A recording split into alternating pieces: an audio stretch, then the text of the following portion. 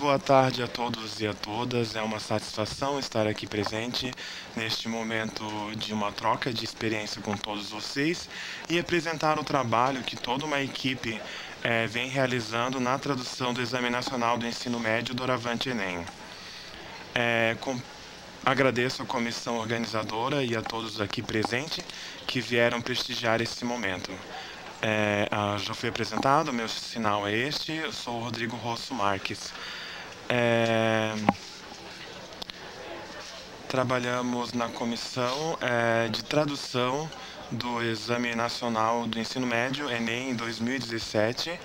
É, tra- far- o trabalho se iniciou em 2016 com um estudo prévio de como poderíamos realizar o Enem, então foi necessário pensar algumas estratégias de tradução, de compreensão das pessoas surdas e o perfil das diversas funções de pessoas que atuariam nessa comissão de assessoramento técnico em Libras para a tradução do Enem. O Enem, ele há diversas funções e trabalhos que foram realizados e o meu tempo não permite hoje expor todo esse trabalho, por isso farei um recorte. Gostaria de esclarecer também que o Enem em língua de sinais ele foi um enorme desafio para toda a equipe que trabalhou, para ter essa consciência de que o retorno social para a comunidade surda não poderia ser deixado de fora. E que isso há um retorno também e um impacto social muito grande para a visibilidade da língua de sinais na sociedade. E isso levantou vários outros aspectos em relação à educação de surdos, como a escolarização de surdos, trazem questões de possivelmente o conteúdo do ensino médio que não foi trabalhado nas escolas com surdos. Então, o Enem ele apresenta vários outros desdobramentos em relação não só à prova em si, mas outros impactos sociais.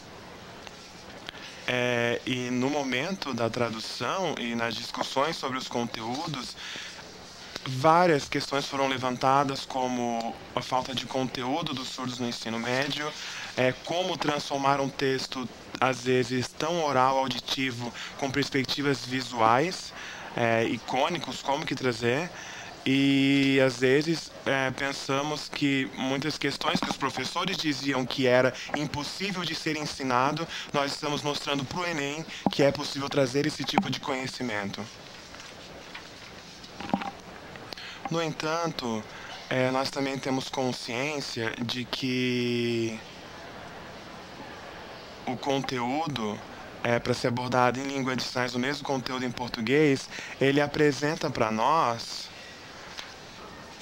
uma fragilidade na educação brasileira de surdos. Às vezes, alguns conteúdos eram fáceis de ser assimilados, outros apresentavam uma maior complexidade, e o conteúdo dessa prova ela vai claramente refletir na educação brasileira de surdos, não só para os surdos, mas para os ouvintes também. A educação apresenta certas complexidades e fragilidades.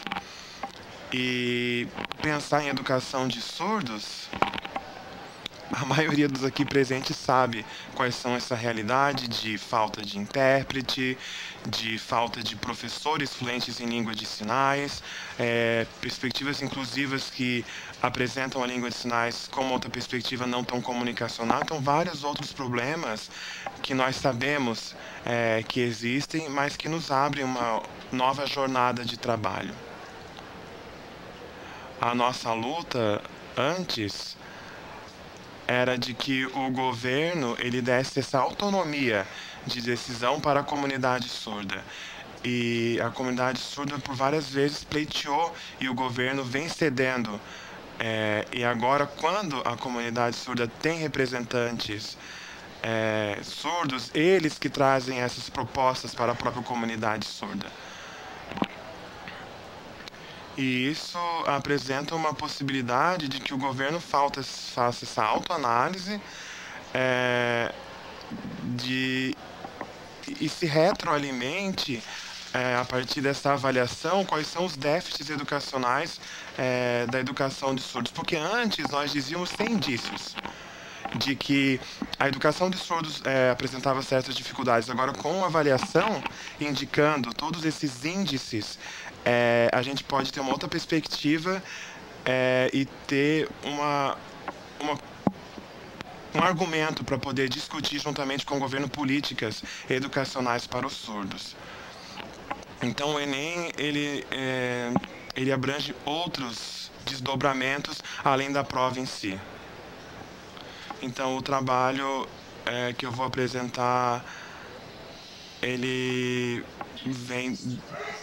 tem várias estruturas, a minha apresentação, sobre como é o processo da prova do Enem. O slide, por favor. Você controla para mim o slide, então.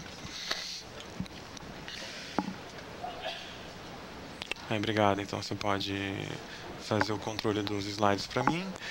Bem, o Instituto Nacional de Pesquisa Anísio Teixeira, doravante INEP, ele pensou em criar uma proposta de como se traduzir ou realizar uma prova do Enem em língua de sinais. Eu, a professora Mariane Stumpf e Janine Oliveira fomos convidados para fazer um estudo prévio de como estruturar a prova. Nós, claramente, apresentamos já uma experiência de tradução e coordenação do ProLibras, coordenação e tradução de outros exames, como o vestibular aqui da Universidade Federal de Santa Catarina, entre outros trabalhos de tradução, experiência de tradução, só que nada comparado ao Enem, que demandava outras atividades complexas. Então, claro que era possível fazer essa tradução, só que teríamos que organizar o passo a passo dessa tradução, convidando diferentes profissionais para...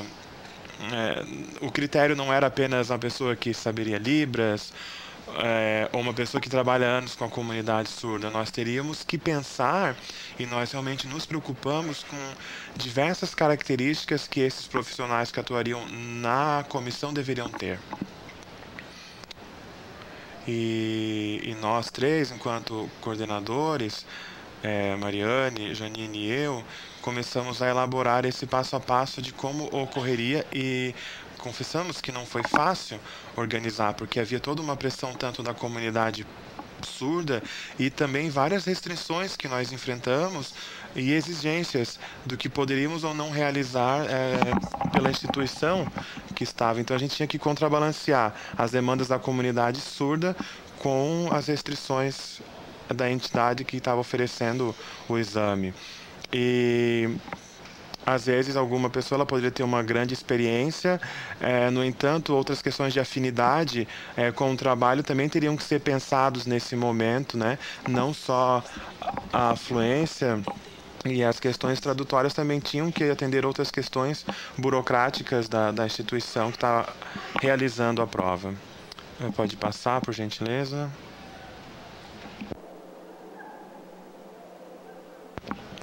Então, a primeira etapa da organização, é claro, o primeiro fator era a fluência. E a gente sabe que há uma variação, diversos níveis de fluências que têm que ser levantados na prova, como o uso de classificador, o uso do léxico comum, a utilização de expressões não manuais. No entanto, para a comunidade surda avaliar o material como um material de qualidade, ou dizer que determinadas questões não são contempladas pela comunidade surda, nós precisaríamos sim ter o aval da comunidade surda. Então, o primeiro aspecto da prova, ela teria que respeitar a fluência e o respeito da comunidade surda. Pode retornar o slide. Quem está nervoso sou eu, não é você que está passando o slide. Então, pode deixar que eu diga quando for para passar.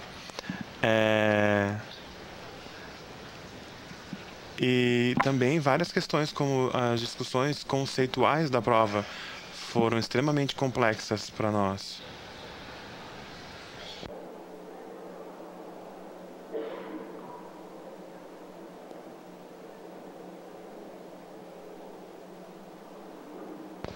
E também, claro, que não adiantaria apenas essa questão de ter a fluência em língua de sinais se os conceitos presentes na prova em português não fossem contemplados na língua de sinais. Então, nós teríamos que ter uma prova equivalente, tanto no nível estrutural da língua portuguesa, quanto na língua de sinais, da língua de sinais.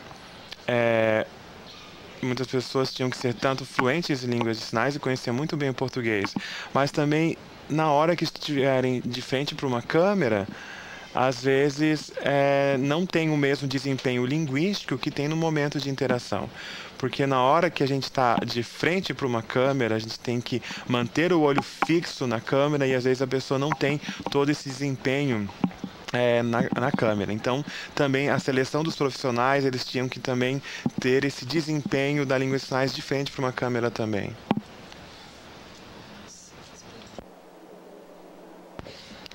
E que essa sinalização de frente para a câmera também fosse mais espontânea e de forma natural. Por outro lado, também, esses profissionais teriam que ter o domínio do conteúdo, que são vários, tanto linguístico, tradutório, educacional, e no Enem não é um conhecimento superficial, tem que ser um conhecimento de fato sobre matemática, sobre história, sobre a língua portuguesa. E quem são esses profissionais que têm esse conhecimento tão vasto, o domínio do conteúdo de matemática, português e dos demais conteúdos? Então, a gente, naturalmente, não preciso mencionar para vocês que a gente se sentiu como se tivesse voltado ao ensino médio, estudando os conteúdos novamente, retornando a 20, 30 anos atrás de nossa história, retomando todo o conteúdo do ensino médio. Então, esses profissionais, às vezes tem um determinado conteúdo em matemática muito bom, formação nessa área. No entanto, mas não tem uma fluência tão grande em língua de sinais. Então, o domínio do conteúdo, às vezes, também não poderia ser o único requisito, critério para a participação desses profissionais.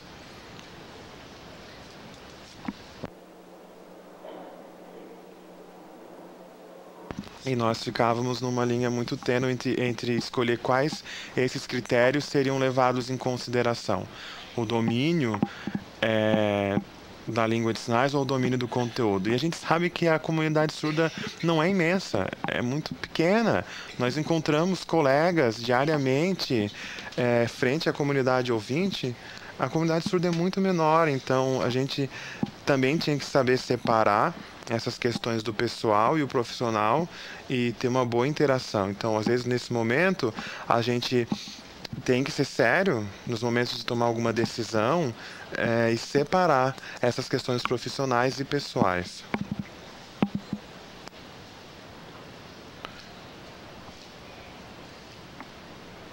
E o Enem, ele tem uma demanda orçamentária muito grande do governo e qualquer falha presente nesse processo, ele pode cancelar. Então, diariamente eu pedi a Deus que não ocorresse nenhuma falha, porque senão todo o processo seria cancelado e uma despesa imensa não seria utilizada ou até jogada fora por conta de todas essas pressões que nós enfrentávamos.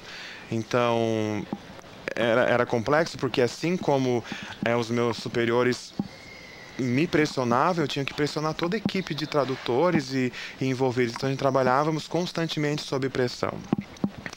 O sigilo era algo muito fundamental, porque, retomo o que eu disse, as despesas orçamentárias eram muito grandes para poder realizar um exame desse, e qualquer vazamento de informação cancelaria todo o processo.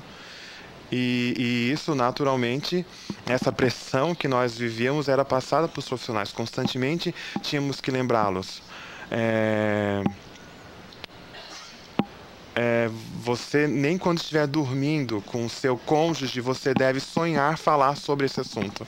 E nem sonho, você fale isso para o seu cônjuge ou para qualquer pessoa, o conteúdo, seu companheiro, não era para ser mencionado. Nós tínhamos compromissos com horário de entrada, horário de saída, horário de estudo, porque o Enem, a pessoa não pode pensar ali o assunto, então eu vou ali fazer a gravação rapidamente. Nem sonho, isso não acontece. É necessário, sim, estudar, demandar um tempo de estudo, de imersão total naquele conteúdo, retomar o ensino médio como se estivesse estudando novamente, e isso era obrigado. Então, nossa responsabilidade era de apreensão total desses conteúdos. E um trabalho de parceria constante. Então, a responsabilidade não era só dos 3 coordenadores, era de toda uma equipe que tinha que trabalhar de forma interligada,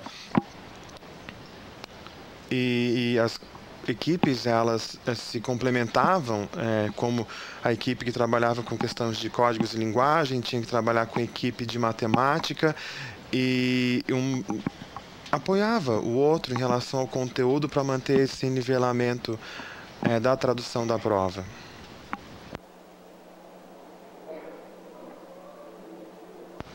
É possível enxergar, acho que as letras ficaram pequenas, me desculpem.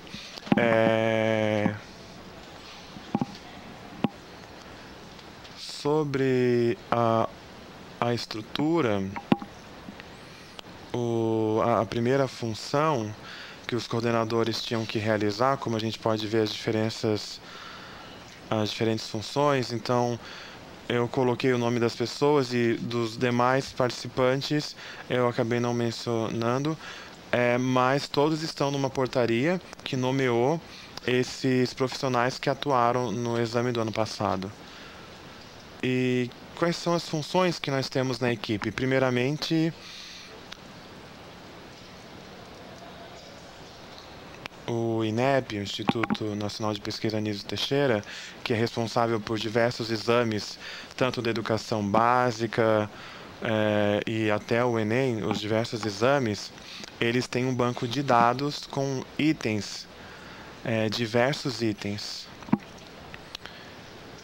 para itens que viram perguntas para os exames. E eles têm uma matriz de referência que avalia diversos tipos de competências e habilidades e conhecimentos e habilidades que os estudantes têm que demonstrar no momento da prova.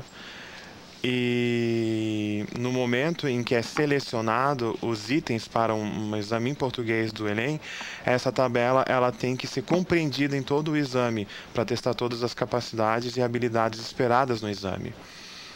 E para nós, quando recebíamos essa prova já pretestada, fazíamos alguns acordos com os coordenadores sobre que tipos de itens poderiam ser utilizados e nós fazíamos sugestões. Podemos realizar determinada adaptação ou não, e às vezes eram negadas, não podíamos fazer determinados tipos de adaptações. E a prova ela tem que ter um quantitativo percentual de perguntas fáceis, médias e difíceis, para poder depois fazer o levantamento da pontuação do candidato e medir, fazer a aferição da habilidade do conhecimento que ele deveria demonstrar na prova do Enem. E isso era uma outra restrição bem complicada que nós tínhamos que lidar diariamente. Agora sim, pode passar. Não. Volta, pode voltar. O segundo aspecto de pessoas que comporam a equipe, profissionais que foram convidados a compor essa equipe, tínhamos que ter uma representação nacional de profissionais de vários estados. Tivemos diversas dificuldades, às vezes não de todos os estados, mas de regiões. Às vezes algumas regiões foram contempladas com mais profissionais, enquanto que outras não tanto, para a gente conseguir ter uma representação nacional, pois o objetivo é que a gente fizesse uma prova o mais uniforme possível em relação à língua de sinais utilizada no país. O nosso cronograma de trabalho, ele tinha desde a gravação, um supervisor que fazia a supervisão da tradução, depois passava por uma revisão e, e o trabalho ele tinha que ser todo em conjunto, porque o trabalho de um poderia atrasar o trabalho do outro. Então a gente tinha que juntar todas as agendas de todos, desde alguns compromissos que não poderiam realizar, e a gente entende que nós somos humanos, que muitas vezes a pessoa não pode se dedicar todo o tempo necessário para estar fazendo a realização. Então, o nosso cronograma era extremamente complexo, tinha que lidar com diversos tipos de compromissos e também não poderia se estender, prorrogar de modo algum o cronograma para atender o prazo de entrega do material. Também tivemos uma uniformidade de roupas, porque a pessoa naturalmente que não poderia escolher cada um a forma com a roupa que aleatoriamente a vestimenta queria utilizar. E também tinha um tempo anterior de 16 dias para estar fazendo o estudo para depois iniciar a tradução. Então essas diversas funções de tradutor, de revisor, de supervisor, eles estavam em constante monitoramento pela equipe de coordenação. Então, primeiramente, iniciava-se nesse processo de tradução, iniciava-se a tradução, aí depois passava por uma revisão, que poderia retornar para uma regravação, e depois passava-se para a edição, e depois mais um refinamento de revisão para chegar à entrega daquele item específico. O supervisor ele tem a função mais de orientar e também a equipe técnica passou por um assessoramento de como tornar o software de apresentação da prova o mais visível e confortável para os surdos. A equipe de tradutores levantavam determinados tipos de demandas, necessidades para o INEP e nós pedíamos essas demandas e às vezes não eram atendidas e a equipe em si tinha que repensar formas de compensar esses tipos de demandas que não eram atendidas. Pode passar o slide. Então, a equipe de tradutores tinha essa função de traduzir os materiais e nós acompanhávamos o trabalho da revisão que voltava. Então, é um trabalho que exige de nós muita flexibilidade no momento de pensar que o revisor, por exemplo, está querendo mexer no meu trabalho, não conhece a minha tradução. Não. O revisor ele tem que ser um forte amigo, aliado, para a gente poder chegar na sinalização. Porque, às vezes, não é só a questão da sinalização da fluência, mas como fica a imagem da pessoa na câmera. Então, a gente tinha também que ter essa visão do revisor como um amigo. O supervisor, ele ficava junto com o tradutor no momento da tradução. Então, era gravado em vídeo, aí no mesmo momento o supervisor já fazia qualquer adequação necessária.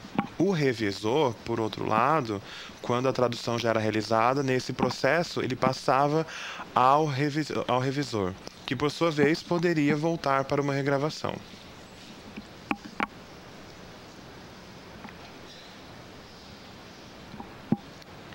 Agora, para a questão de edição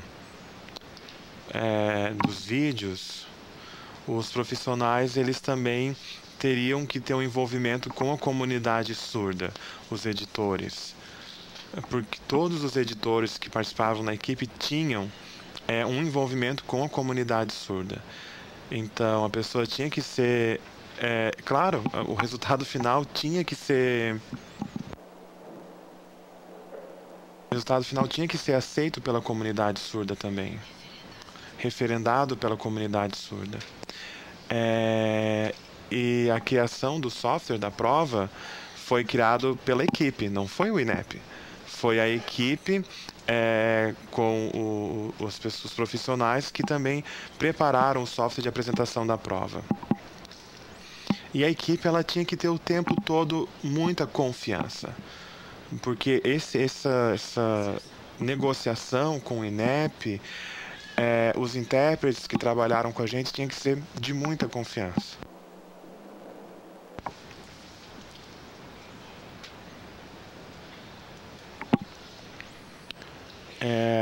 Em 2016, nós fizemos um estudo preliminar, fizemos um simulado, né?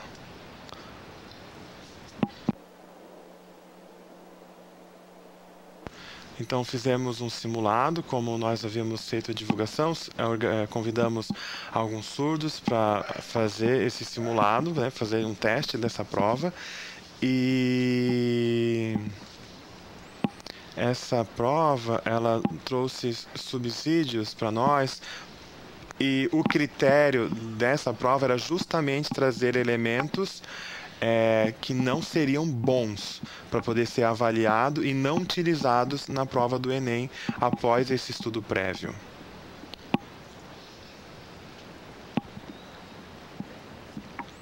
E nós trabalhávamos com textos muito extensos em português. Então, a gente sabe que a retomada de texto, um texto em português, a retomada de olhares, a leitura ser mais rápido ou ler uma parte ou outra é muito fácil. Mas em língua de sinais, essa retomada textual em vídeo ela é distinta. Fica muito cansativo um vídeo muito longo. E você, quando está lendo em português, você pode reler apenas uma parte. Agora, em língua de sinais, quando você quer rever uma parte, você tem que rever o vídeo todo. E às vezes você perde muito tempo de rever todo o vídeo novamente. Então, os textos também, eles não são muito confortáveis para depois ser traduzido em língua de sinais. Não é um filme de um assunto mais corriqueiro, eram conteúdos pesados. E se tivesse algum erro de concordância, de coerência na língua de sinais, nós tínhamos que regravar, retomar o texto, o que demandava muito tempo de nós. Então, uma das nossas negociações também era que os textos para a tradução da prova em livro fossem menores também.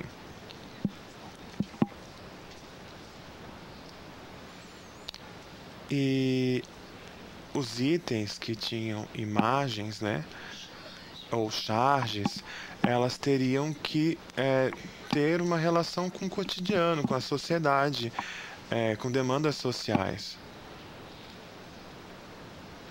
Por exemplo, uma charge que tinha era da polícia, que quando os jovens entravam no shopping, teriam nos rolezinhos, que era a charge, a polícia, a imagem ela estava diretamente vinculada do rolezinho, e essa palavra rolezinho não é comum para surdo, da policial que pega a identidade para a pessoa poder entrar no rolezinho. Essa palavra rolezinho ela é totalmente cultural para os ouvintes.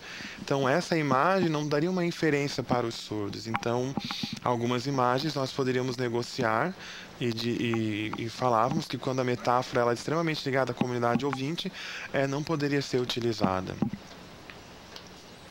E nós também tínhamos que respeitar essas questões da equipe de professores da linguística e explicar para eles que quando o texto apresentava marcas de oralidade, não poderia ser utilizado para a língua de sinais.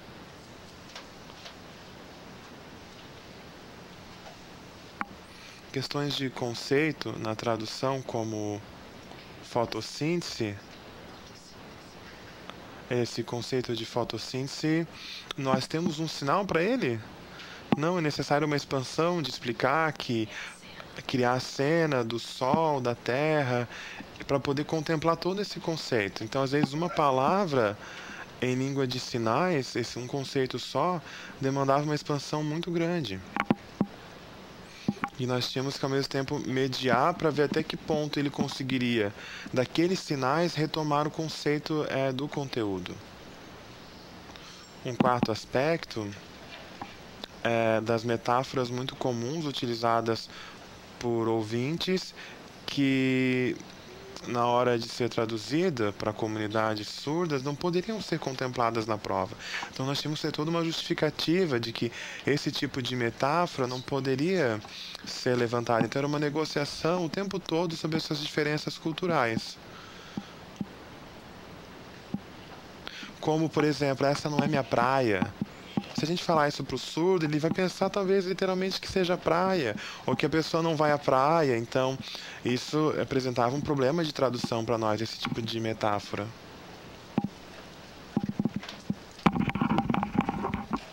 Um quinto aspecto era sobre as mídias sociais, como a questão do rolezinho, que isso é amplamente divulgado nas redes sociais. Os surdos não estão acostumados com esse tipo, não faz sentido para a comunidade surda algumas dessas metáforas.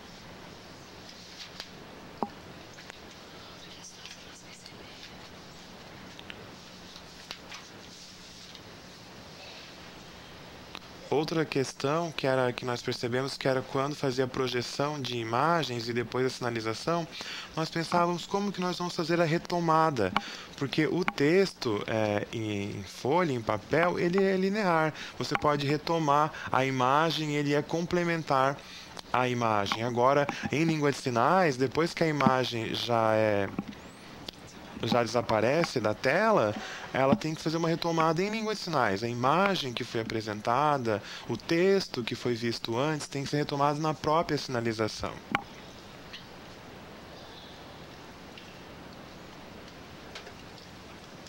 E nós temos que ter um cuidado o tempo todo de que no momento da tradução não dessemos nenhum indício de qual seria a resposta. Então teria que tomar esse cuidado também de não apresentar esses indícios de qual é a resposta, entre outras questões.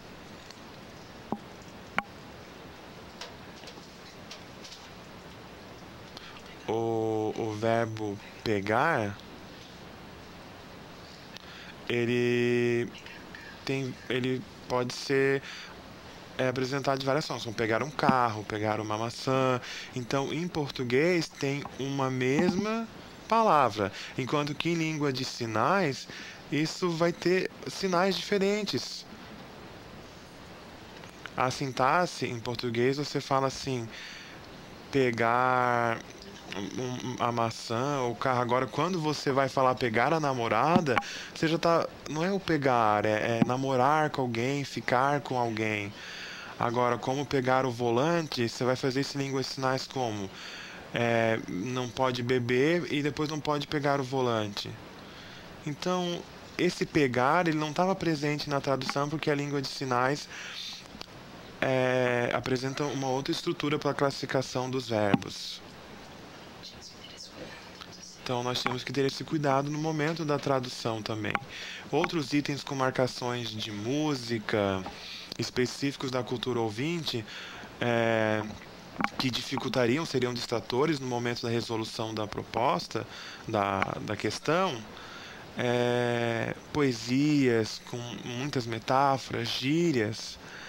Tínhamos que negociar. Às vezes o professor da área de linguística dizia que é importante que o surdo conheça esse tipo de informação, mas a gente dizia que não era acessível para o surdo essa informação. Não, mas nós temos que contemplar os conhecimentos e habilidades da matriz.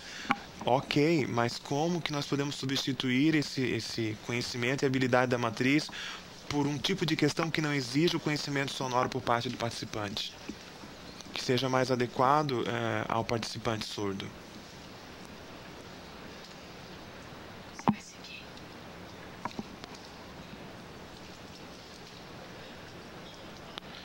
Então, fizemos um laboratório de estudos sobre que tipos de problemas poderíamos evitar e questões potenciais a serem trabalhadas na seleção do itens ainda.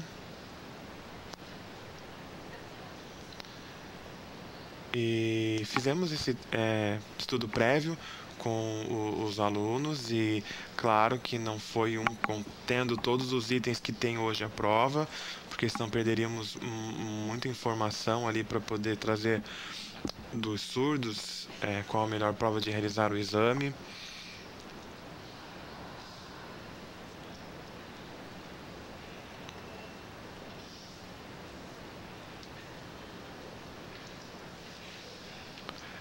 Também as perguntas, elas não são diretas. Só que na língua de sinais você tem que ter um comando do que a pessoa tem que fazer. O que, como, por quê. E a prova em português ela não é assim. Ela é um contínuo que não apresenta a pergunta. Então nós tínhamos que incluir isso na língua de sinais. O que nós chamamos de comando, que significa, a partir de todo o texto visualizado, o que você tem que fazer. Então, é um comando da questão. E isso não tinha na prova em português. Por exemplo, um exemplo simples. A história do Brasil aconteceu em tal, tal, tal, em tal época. Ok, o que que eu tenho que fazer? Você tem que. Quem é a pessoa que descobriu o Brasil? Então você teria que ver o que que a pergunta queria fazer para poder incluir na língua de sinais um comando, que era em forma de pergunta não presente em português. Retomando, nós evitávamos questões relacionadas com o contexto do português escrito, mais comum à cultura ouvinte, e também evitávamos é, determinadas palavras com polissemia muito grande em português. Que às vezes em língua de sinais, claro, língua de sinais português apresentam a polifonia, mas nós gostaríamos de trabalhar com itens que tivessem uma equivalência mais direta em língua de sinais para evitar esse dúbio sentido no momento do surdo responder à prova.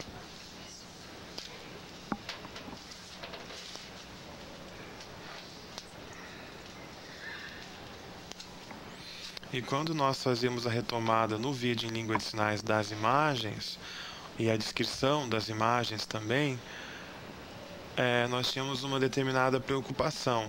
Se ao descrever a imagem não estaríamos dando algum indício da resposta. Então, teria que ter esse cuidado também nas descrições da imagem. Então, nós não podíamos mudar os itens que nós recebíamos.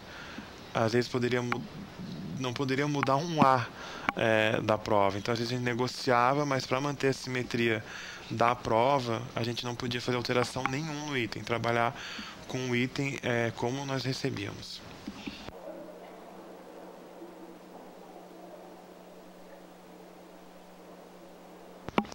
E o estudo preliminar que nós realizamos, às vezes o que apresenta um nível de dificuldade fácil para o ouvinte pode não ser fácil para o surdo. Então, manter essa simetria de nível de dificuldade das perguntas, às vezes não era simétrico para o surdo. Então, nós tínhamos que negociar também de manter esse nível de dificuldade que era apresentado na prova para o surdo, de ser fácil para o ouvinte, fácil para o surdo, médio para o ouvinte, médio para o surdo e assim por diante. Às vezes, conseguimos manter esse nível de dificuldade da prova, mas às vezes não.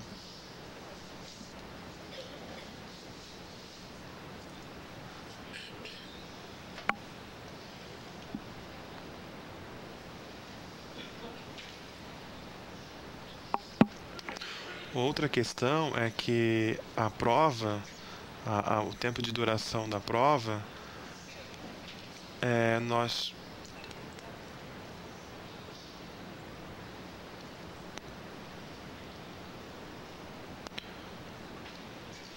o tempo de execução da prova do aluno, ela é diferente do aluno ouvinte para o aluno surdo.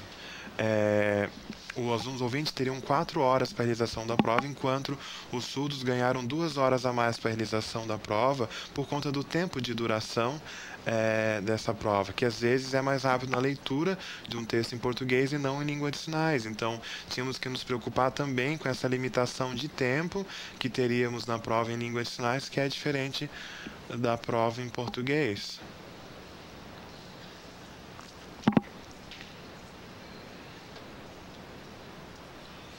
Nós tínhamos 4 áreas de tradução: linguagens e códigos, matemática, ciências da natureza e ciência humana.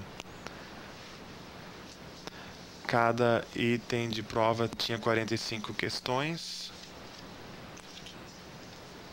No estudo preliminar, cada uma tinha 15 questões, totalizando 45. Retificando, 15 por área, totalizando 60 questões. Só que no estudo preliminar, o tempo era muito reduzido de prova. E as perguntas também tinham que ser reduzidas, para que o participante compreenda o conhecimento de conteúdo e também a ligação que tinha com a alternativa, e isso não daria para ser feito em 2 minutos.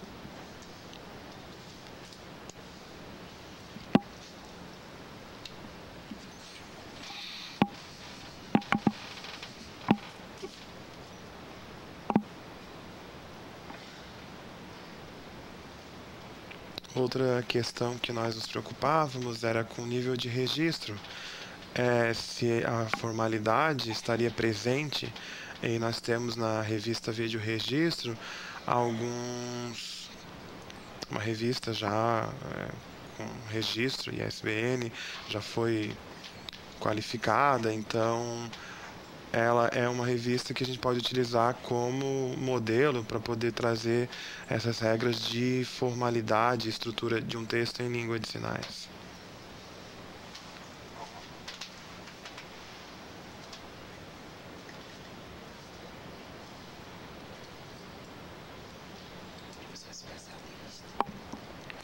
O INEP, ele apresenta equipes de professores das diversas áreas com conhecimento muito aprofundado. Então, eles têm um trabalho na elaboração de itens e em exames de avaliação, um trabalho de muita experiência. E quando a comissão e os 3 coordenadores, 2 surdos e 1 ouvinte, eu, Mariane e Janine, fomos convidados para socializar com essa equipe e firmar esse trabalho, nós apresentamos diversos critérios para eles, que eu não consigo trazer todos aqui, em virtude do tempo. Ainda tem alguns minutos, pode voltar ao slide.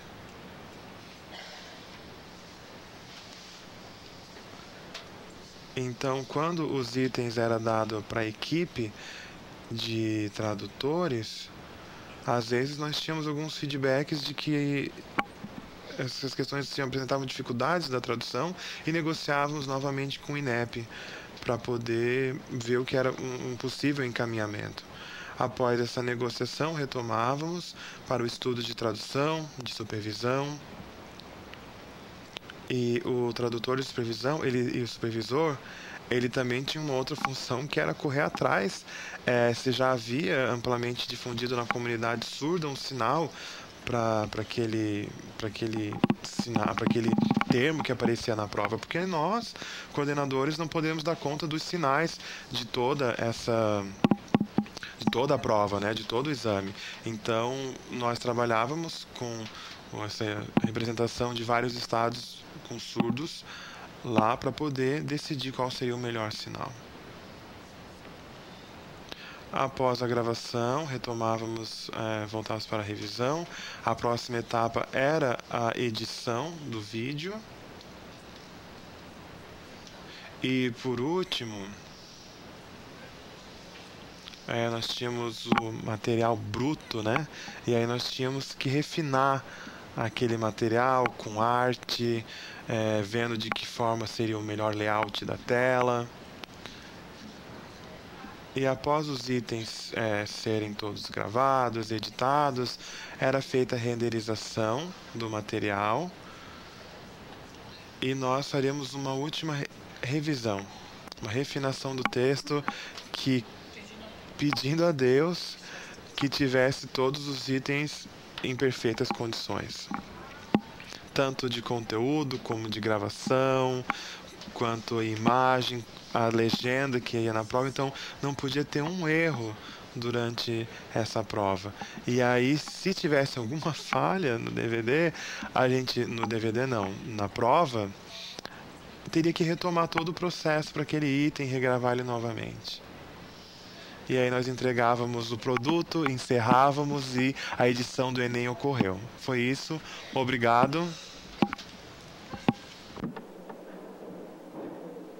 A câmera para o cerimonialista.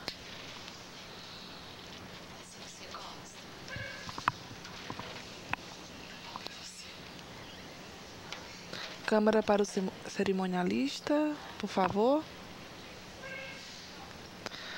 Agradeço, professor Rodrigo, pela sua apresentação. Infelizmente não temos tempo hábil para perguntas. Convidamos o monitor para te entregar uma lembrança do nosso congresso.